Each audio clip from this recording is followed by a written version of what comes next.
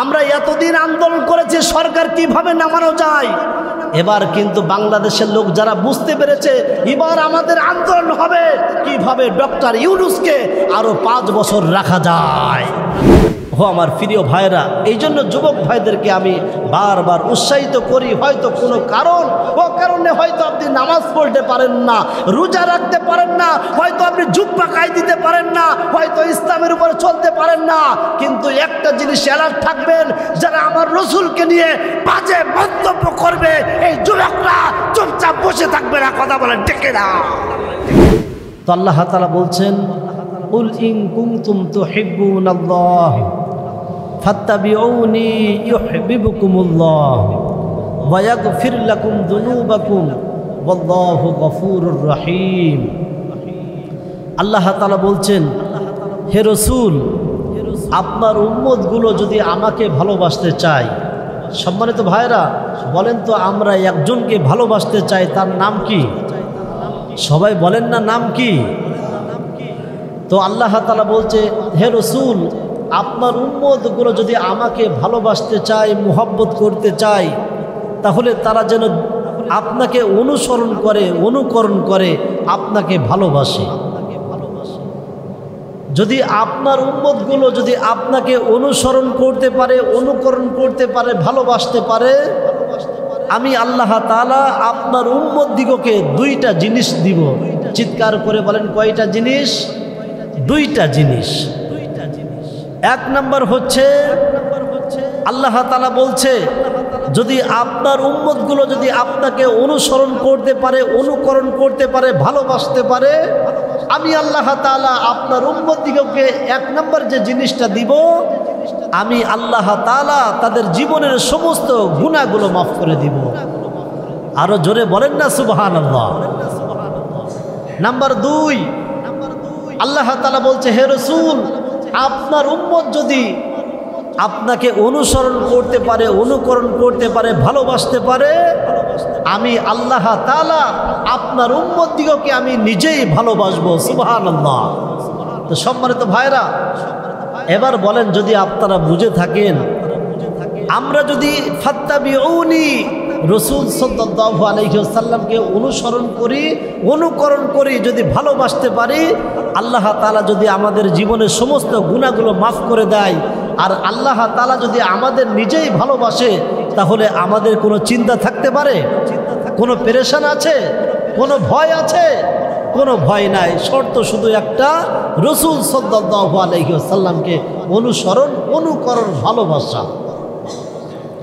তো সম্মানিত ভাইরা দেখেন, আজ আমাদের বাংলাদেশে অনেক যুবক আছে, হয়তো কারণ অকারণে নামাজ পড়তে পারে না, হয়তো কারণ অকারণে দাড়ি রাখতে পারে না, হয়তো কোনো কারণ অকারণে পাঞ্জাবি জুব্বা ব্যবহার করতে পারে না, কিন্তু বাংলাদেশের যুবক এতই অ্যালার্ট, যদি কোনো ব্যক্তি রাসূল সাল্লাল্লাহু আলাইহি ওয়াসাল্লামকে নিয়ে বাজে মন্তব্য করে, তাহলে যুবকরা আর চুপচাপ বসে থাকে না, রাজপথে নেমে যায়। তাহলে এর থেকে প্রমাণ হয়, হয়তো কারণ অকারণে নামাজ পড়তে পারে না, দাড়ি রাখতে পারে না, কিন্তু রাসূল সাল্লাল্লাহু আলাইহি ওয়াসাল্লামের ভালোবাসা সবার মনের ভিতর রয়েছে। কথা বলেন ঠিক কিনা?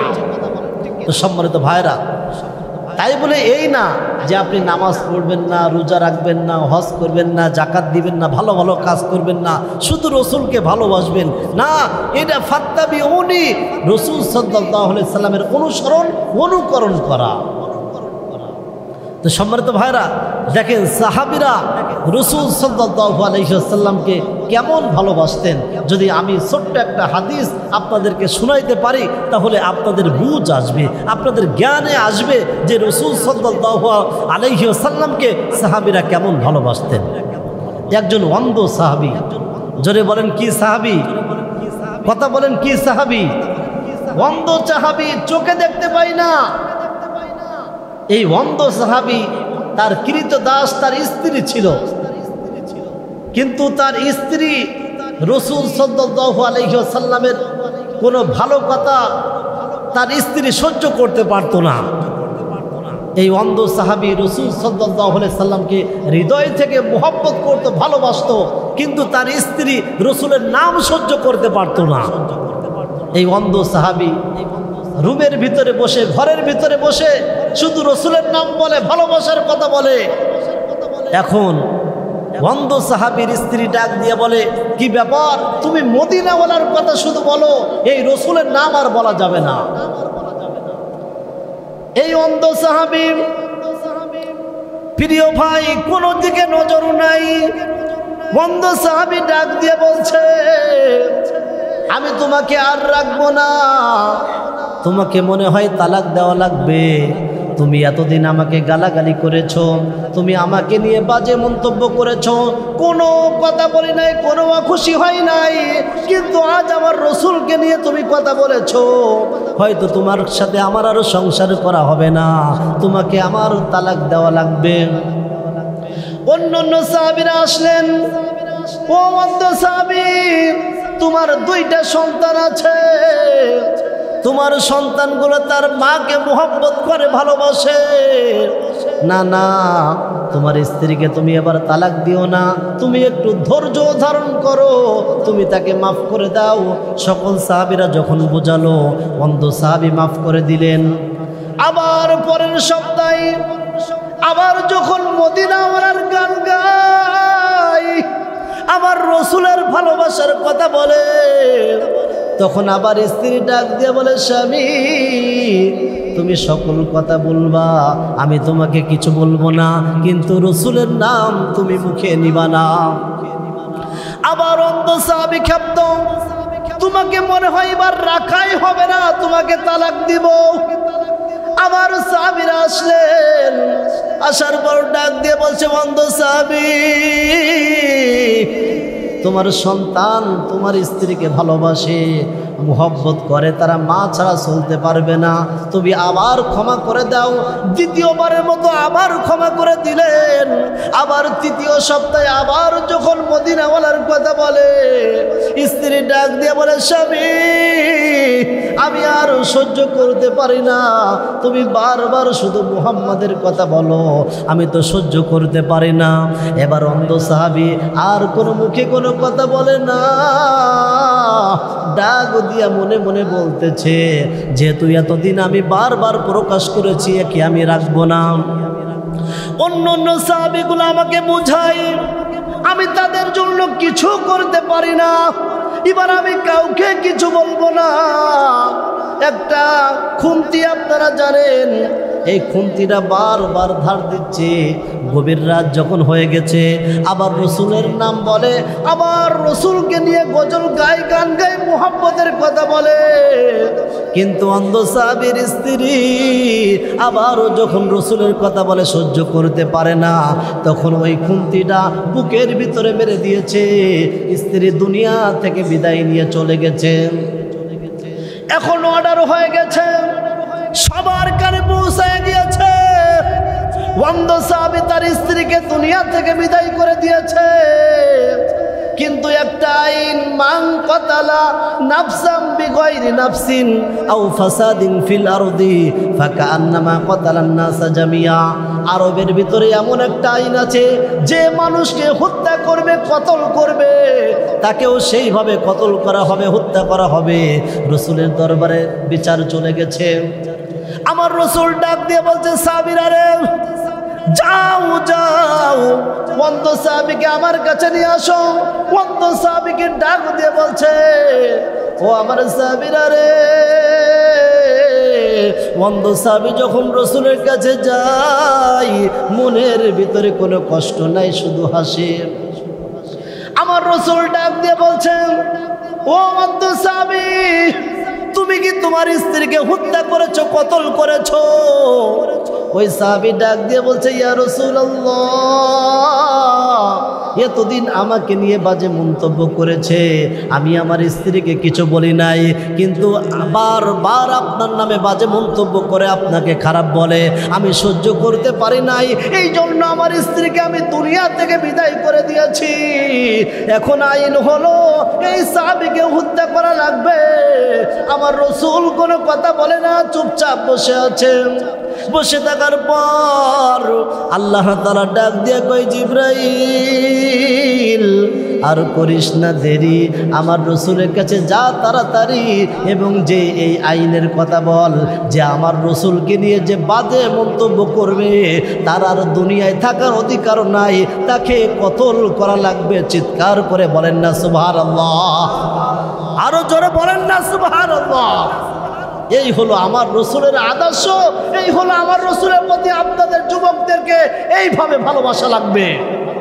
আমার প্রিয় ভাইরা, এই সাথে সাথে যদি আমি দেখেন শুধু এই জায়গা থেকে 1450 বছর আগের কথা আমি কেন বলবো? এই যে দেখেন কিছুদিনের আগের একটা ঘটনা, তাও বেশ কিছুদিন হয়েছে।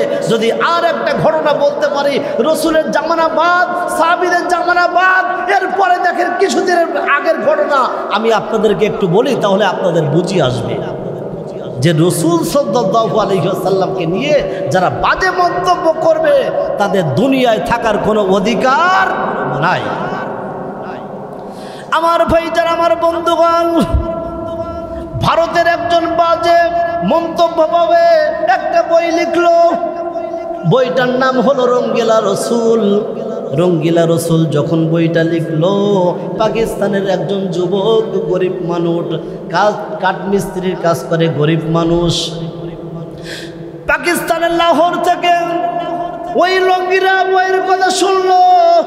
শোনার পর চিন্তা করলো যে আমার রসুলের নামে বাজে মন্তব্য করলো। গরিব মানুষ, যুবক মানুষ, কাঠের কামলা দেয়, চিন্তা করলো না না, আমার রসুলের নামে বাজে মন্তব্য করবে আর আমি দুনিয়ার উপরে থাকবো, এটা তো হতে পারে না। পাকিস্তানের লাহোর থেকে আসলো ভারতে, এবার খোঁজা শুরু করলো রঙ্গিলা রসুল এই বইটা কে লিখেছে। খুঁজতে খুঁজতে যখন রঙ্গিলা রসুল এই বইটা যে লিখেছে তাকে সামনে পাওয়ার সাথে সাথে এক কথায় আর দেরি করে না, তাকে কুফিয়ে কুফিয়ে দুনিয়া থেকে বিদায় করে দিয়েছে। একবার চিল্লায় বলা যাবে কি মারহাবা? আরো জোরে বলেন না মারহাবা। এই হলো আমার রসুলের ভালোবাসা। এবার এই ভারতের যখন ইহুদিকে মারা হলো, যখন আমার রসুলকে বাজে মন্তব্য করলো যে লেখক, তাকে দুনিয়া থেকে বিদায় করে দেওয়া হলো।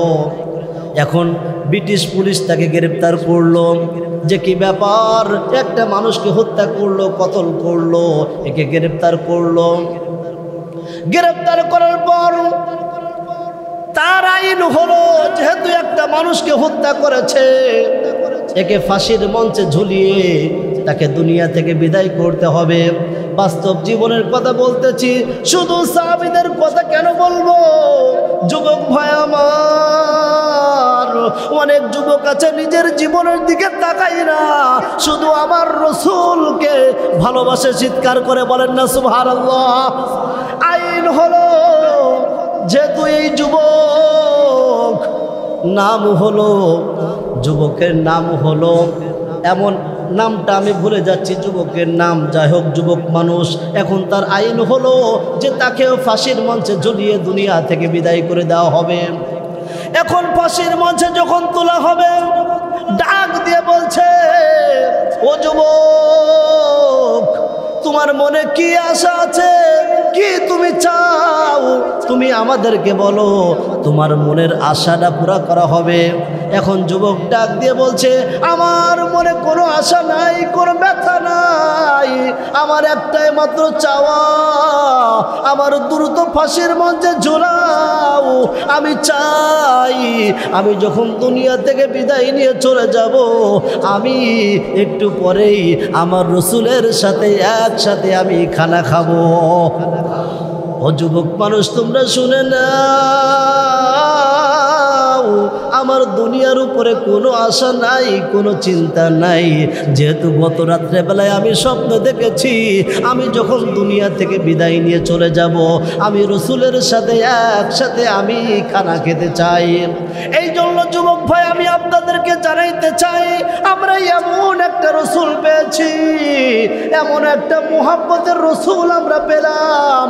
আমার আল্লাহ তাআলা ডাক দিয়ে বলে, ফাত্তাবিউনি, যদি তোমরা রসুলকে থেকে অনুসরণ করতে পারো, অনুকরণ করতে পারো, আমি আল্লাহ তাআলা তোমাদের জীবনের সমস্ত গুনাহগুলো মাফ করে দিব। ও আমার প্রিয় ভাইরা, এই জন্য যুবক ভাইদেরকে আমি বারবার উৎসাহিত করি, হয়তো কোনো কারণে হয়তো আপনি নামাজ পড়তে পারেন না, রোজা রাখতে পারেন না, হয়তো আপনি জুব্বা গায়ে দিতে পারেন না, হয়তো ইসলামের উপরে চলতে পারেন না, কিন্তু একটা জিনিস অ্যালার্ট থাকবেন, যারা আমার রসুলকে নিয়ে বাজে মন্তব্য করবে এই যুবকরা চুপচাপ বসে থাকবে না, কথা বলেন ঠিক না? এটাই হলো যুবকদের ভালোবাসা। আমার প্রিয় ভাই, হয়তো আপনারা চিন্তা করতে পারেন, মনে হয় মানুষ ইসলামের উপরে নাই, আল্লাহকে মানুষ মনে হয় মোহব্বত করে না, ভালোবাসে না, আমার রসুলকে মনে হয় মোহব্বত করে না, ভালোবাসে না। ও আমার প্রিয় ভাইরা, আপনারা যদি রাজপথে কেউ না নামেন তাও ইসলামের কোনো ক্ষতি হবে না। আবার সবাই যদি আমরা রাজপথে নেমে যাই, ইসলামের চূড়ান্ত পৌঁছে যাবে, বিজয় হবে তা না। আল্লাহ তাআলা বলছে, লা ইয়ানালাল্লাহু লুহুমুহা ওয়ালা দিমাউহা ওয়ালাকিন ইয়ানালুহুত তাকওয়া মিনকুম। বান্দা, তোমরা যে কুরবানি করো, এই কুরবানির গোশ হচ্ছে আল্লাহ তাআলার দরবার পর্যন্ত পৌঁছায় না, চামড়া পৌঁছায় না, রক্ত পৌঁছায় না, শুধু তোমাদের তাকওয়া পৌঁছায়, কথা বলেন ঠিক কিনা? তো আমার প্রিয় ভাই, আমি আপনাদেরকে একটা কথাই বলবো, আজ আমরা কোন দল বাংলাদেশে থাকলো এটা কিন্তু আমাদের বিষয় না। আমরা যে আওয়ামী লীগ চলে গেছে আমরা অনেক কষ্ট পেয়েছি, বিষয়টা তা না। এরপর যে বিএনপি আসবে আমরা অনেক আনন্দ করব, বিষয়টা তা না। এরপরে যে জামাত ইসলাম আসবে আমরা অনেক আনন্দ করব, মিষ্টি খাবো, বিষয়টা তা না। আমরা আগামীতে এমন একটা সরকার চাই যারা ইসলামকে ভালোবাসে, কথা বলেন ঠিক কিনা? আমি একটা জিনিস পরিষ্কারভাবে বলবো, আপনারা কে খুশি হলেন কে অখুশি হলেন এটা আমার জানার বিষয় না। আমরা গত 17 বছর আমরা রমজান অতিক্রম করেছি, কিন্তু আসলে দ্রব্যের মূল্য এত নিয়ন্ত্রণে রয়েছে, আমরা কিন্তু গত 17 বছর আমরা এটা দেখি নাই, কথা বলেন ঠিক কিনা? এই যে দেখেন, অনেকেই আবার চুলকানি শুরু হয়েছে যে ডক্টর ইউনূস রাজনীতি কিছু বোঝে না, অনেকেই চুলকানি শুরু হয়েছে। এতদিন আমাদের শেখ হাসিনা বুঝিয়েছে যে ভারত ছাড়া বাংলাদেশ চলতে পারবে না, কিন্তু ডক্টর ইউনূস বাংলাদেশের প্রধান উপদেষ্টা হয়ে বুঝিয়ে দিয়েছে বাংলাদেশ ছাড়া ভারত চলতে পারে না, কথা বলেন ঠিক কিনা? দেখেন, ভারত এখন আলুর বস্তা নিয়ে রাস্তার উপরে, পেঁয়াজের বস্তা নিয়ে রাস্তার উপরে, এবং সবাই আন্দোলন করতেছে মুদি দাদা চিটিংবাজ, কথা বলেন ঠিক কিনা? এই যে দেখেন, জাতিসংঘের উপরে যখন ডক্টর ইউনূস ভাষণ দিল যে মায়ানমারের মুসলমানরা নির্যাতিত নিপীড়িত, তাদেরকে তোমরা বাংলাদেশে তাড়িয়ে দিয়েছো, অনেক মানুষ তোমরা মেরেছো, এখন আর এটা সহ্য করা হবে না।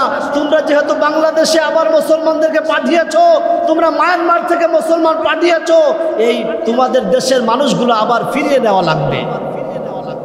মায়ানমারের সরকার বলল ঠিক আছে, আমরা প্রথম ধাপে 1,80,000 মুসলমান বাংলাদেশ থেকে মায়ানমারে নিবে। চিৎকার করে বলেন মারহাবা। এটা তো কই, এতদিন তো পারে নাই। জাতিসংঘ দেখেন, ভারত বুঝাইতে চায় এতদিন যারা আমাদের দেশের সরকার ছিল, যারা এমপি ছিল, যারা মন্ত্রী ছিল, যারা যে পদে ছিল, তারা বুঝাইতে চাইতো যে আমরা ভারত ছাড়া চলতে পারবো না। এই যে দেখেন, কয়েকদিন আগের ঘটনা, ডক্টর ইউনূসের অপেক্ষায় মোদি দাদা দাঁড়িয়ে আছে এবং তার চামচাগুলা, তার নাতি পোতাগুলো দাঁড়িয়ে আছে, কখন ডক্টর ইউনূস রুমের ভিতরে ঢুকবে, তাকে সম্মান জানাচ্ছে। এই জন্য চিন্তার কোনো কারণ নাই। আমরা যেভাবে এ দেশ আগাচ্ছে, ডক্টর ইউনূস যেভাবে কাজ করতেছে, আমরা সবাই যদি হাতে হাত রেখে তাকে সামনে রাখতে পারি, আমার মন বলে আগামীর দেশ বাংলাদেশ উন্নয়নশীল দেশ, কথা বলেন ঠিক কিনা? এই জন্য আমরা এতদিন আন্দোলন করেছি, সরকার কিভাবে নামানো যায়। এবার কিন্তু বাংলাদেশের লোক যারা বুঝতে পেরেছে, এবার আমাদের আন্দোলন হবে কিভাবে ডক্টর ইউনূসকে আরো 5 বছর রাখা যায়, কথা বলেন। প্রিয় ভাই, এটাই বাস্তবতা। এখন আপনি কি মন্তব্য করবেন, আমার চাকরি থাকলো কি না থাকলো এই চিন্তা আমি করি না। দেখেন আলুর কেজি কিন্তু ছিল 80 টাকা। কয় টাকা? 70-80 টাকা কেজি ছিল। এখন কত? 18 টাকা। এর আগে তো আমি 13 টাকা কিনছি অনেকগুলা, এই জন্য জানি না। জি, পেঁয়াজের দাম কত ছিল? এখন 35 টাকা, তাই না? কিন্তু এক সময় কত 100+ ছিল না? জি জি, 55। কিন্তু এর আগে কত ছিল না? যখন ডক্টর ইউনূস আসে না, এর আগে কিন্তু 100+ ছিল না, 120 না 10 ছিল মনে হয়। তাহলে আলহামদুলিল্লাহ, আমরা যদি সবাই হাতে হাত রেখে যে দেশ চালাচ্ছে তার যদি আমরা সহযোগিতা করতে পারি তাহলে সেও আগাইতে পারবে। আচ্ছা প্রিয় ভাই, অনেকেই মন্তব্য করে সে একজন ঘুষখোর। আচ্ছা, মানুষ সুদ খেতে পারে, ঘুষ খেতে পারে, সব খারাপ কিছু করতে পারে, তাকে সবাই বলে যে সুদখোর। আচ্ছা, মানুষ একটা খারাপ হইতে পারে, কিছুদিন পরে তো সে ভালো হতে পারে, কথা বলেন ঠিক কিনা? এবং তার বয়স এখন শেষ প্রান্তে, এবং সে বাংলাদেশে যে প্রধান উপদেষ্টা হবে সে কিন্তু রাজি হয় নাই। আপনারা ভিতরে খবর জানেন না, তাকে বারবার বলা হয়েছে, যে বলছে না আমি এই দায়িত্ব পালন করতে পারবো না। তাকে আবার বলা হলো যে তুমি বাংলাদেশের প্রধান উপদেষ্টা হও, বলে না আমি পারবো না। তাকে কিন্তু জোর করে ওই জায়গায় রাখা হয়েছে। দেখেন, মায়ানমারের মুসলমানগুলো আসছিল, এতদিন কিন্তু তাদের দেশে পাঠানোর সুযোগ নাই। এখন মায়ানমারের সরকার ডাক দিয়ে বলেছে আগামী রমজান মাসে আমরা আশা করতেছি সকল মুসলমান আবার মায়ানমারে চলে যাবে। সুবহানাল্লাহ বলেন। তো আল্লাহ তাআলা আপনাকে আমাকে এই কথার উপরে আমল করার তৌফিক দান করুক।